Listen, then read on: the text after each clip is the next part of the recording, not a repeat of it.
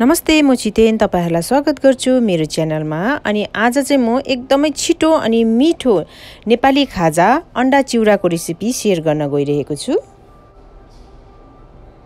अन्डा दुईटा लिएको छु, 2 कप चिउरा लिएको छु, घिउ मैले यहाँनिर 2 चम्ची लिएको छु, आधा भाग मिडियम साइज टमाटरलाई मसिनो चप गरेर राखेको छु, अनि सानो प्याज पनि त्यसरी नै चप गरेको छु, सानो अदुवा ग्रेट गरेर राखेको छु, एउटा खुर्सानी मसिनो गरेर काटेको छु, हरियो पनि लिनु सक्नुहुन्छ, मैले चाहिँ यहाँनिर रातो लिएको छु, धनिया पत्ता 3टा मसिनो गरेर काटेको छु, सानो चम्चीको आधा चम्ची चाहिँ मैले यहाँनिर जिरा पाउडर लिएको छु, अनि सानै चम्चीको 1 चम्ची चाहिँ मैले यहाँनिर चाट मसला पनि लिएको छु, नुन स्वाद अनुसार।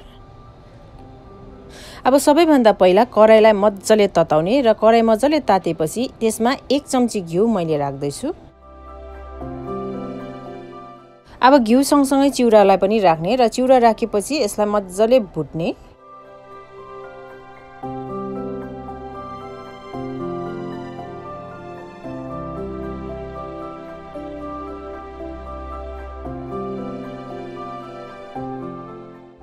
चिउराको कलर यतिको रातो रातो भएपछि यो चिउरा रेडी भइसक्यो। अब यसलाई एउटा प्लेटमा खनाएर एक साइडमा राख्ने।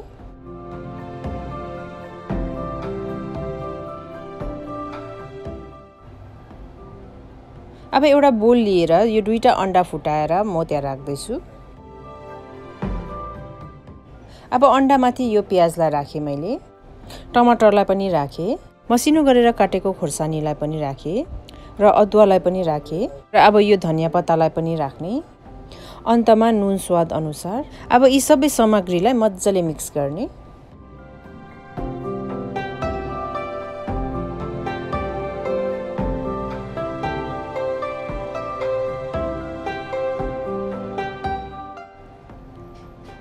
अब फेरि कराईलाई मज्जाले तताउने र फेरि 1 चम्ची घिउ त्यसमा म राख्दैछु र घिउ पनि मज्जाले तातिसकेको छ। अब त्यसमाथि यो अन्डालाई राख्ने।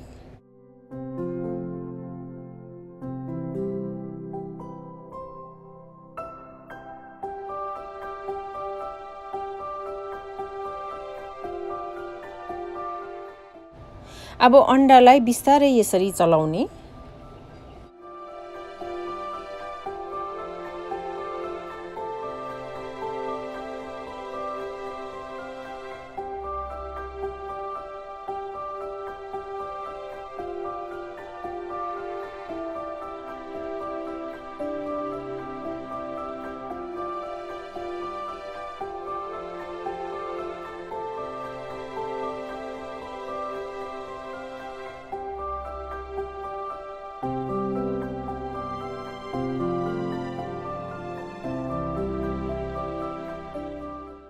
अन्डालाई मैले 1 मिनट जति चलाएँ। अब यसमा चाहिँ म मसलाहरू राख्दैछु।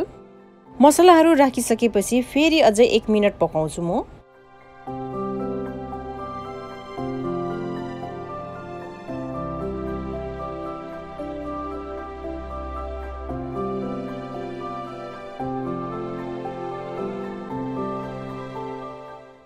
एक मिनट बाद अब यो भुटेको चिउरालाई एड गर्दैछु।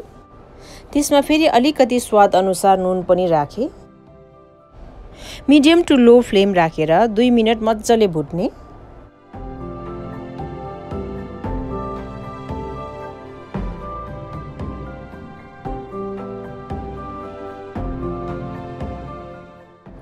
दुई मिनट भुट्दा मेरो अन्डा चिउरा पर्फेक्टली रेडी भइसकेको छ। ल हेर्नुहोस् त कति खाउँ खाउँ लाग्दो बनिएको छ र अब ग्यासलाई अफ गरेर सर्भ गर्नको लागि रेडी छ। अन्डा चिउराको खाजा एकदमै हेल्दी हुन्छ र ट्राई गर्नुहोस् अनि कस्तो हुन्छ कमेन्ट गर्नु चाहिँ नबिर्सिनुहोस् है।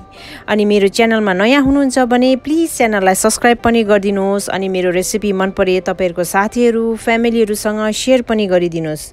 Thank you, bye bye.